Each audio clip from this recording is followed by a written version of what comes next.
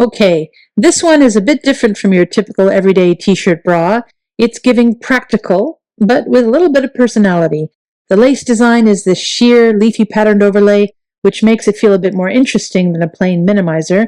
And surprise, surprise, it doesn't show through clothing, unless you deliberately choose something sheer, I guess. Using a neutral tone like I did certainly helps maintain an invisible look, so the bra is neither boring nor unwearable.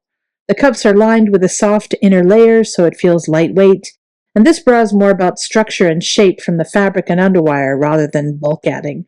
The overall design is full coverage, so your boobies will feel secure and held in place.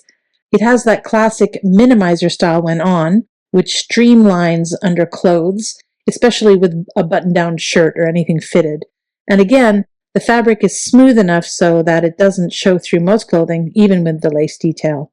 Of course, the straps are adjustable, and there's a bit of extra design in the back to help keep them from slipping, which is always appreciated.